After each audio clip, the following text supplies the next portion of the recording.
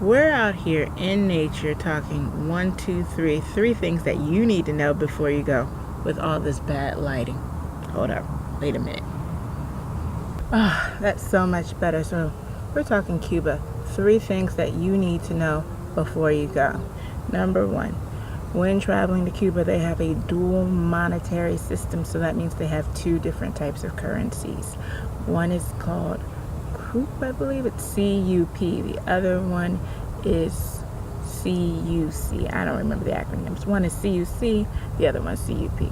So let's talk about the CUP, which is actually the better value, but there's always a but to it. You are dealing with pesos, and it was confusing to me. It's better, but it's more confusing.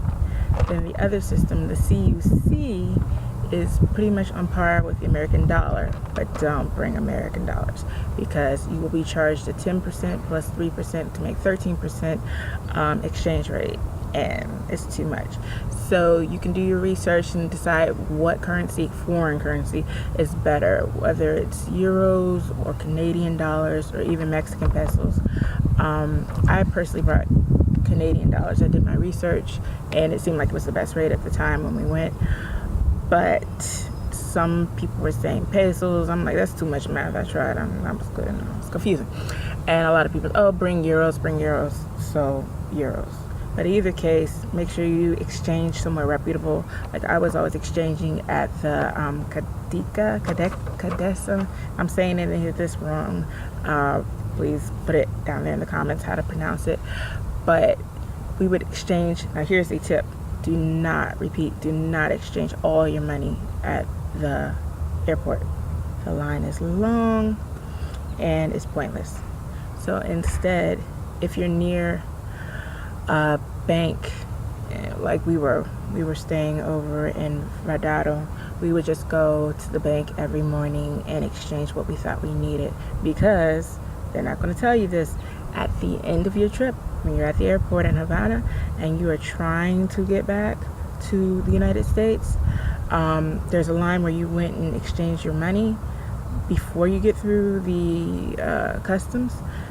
They're going to tell you don't stand in that line. Okay, cool. You get through customs. When you get back to where you're waiting at the gate or the big general waiting area, no one's to be found to exchange money. Of course, duty free is open and ready, but no one's to be found regarding exchanging your money. So you're stuck with money that you cannot exchange, as far as I'm aware of, in the United States. So make sure that you exchange only what you need, unless you want to spend the rest of your money that you can't exchange at the duty free. Number 2. Make sure that you are aware that you need an excuse to go to Cuba. You just can't up and go like you're going to Jamaica or even Great Britain, or I wish I was more well-traveled than I am, but the few places that I've been. So you have a list of, I believe it was 13 reasons why you are going to Cuba.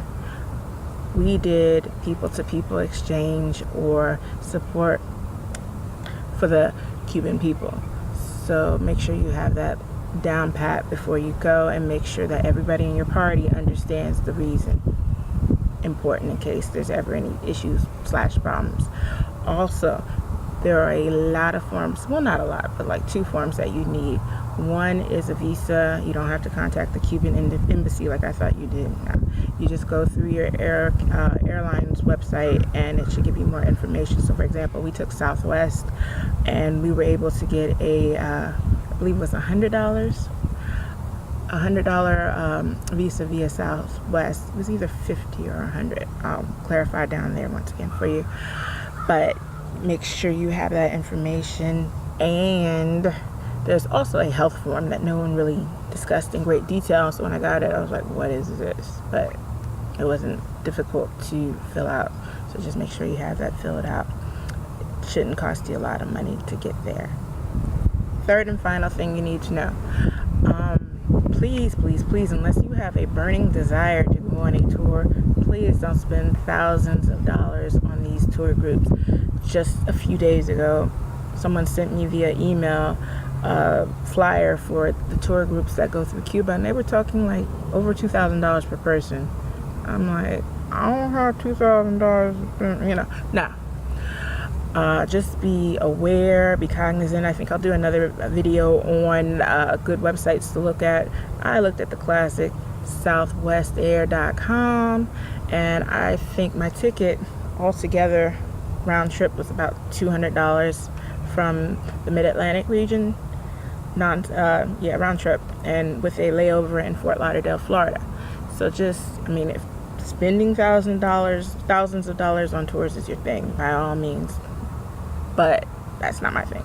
So we spend, like I said, approximately $270 round trip for the airfare, and we did Airbnb, which I have never done before. I was a little leery on staying at someone's home I wasn't familiar with, but they had good reviews and views, and on top of that, I was pretty impressed with the layup. I mean, keep in mind that Cuba is, I hate when people say it's frozen in time, because no, it's not frozen in time, but things are a little older than what I'm accustomed to, but everything's clean, and that's what it boils down to for me, is cleanliness. I need something clean, and it was very clean there. So all in all, I was very happy. So if you would like to go to Havana, Cuba, or anywhere in Cuba and save money, you know, let me know down there in the comments if you have any questions, particularly about Havana, particularly about saving money. Let me know. So as always, like, comment, subscribe, and I'll be seeing you again.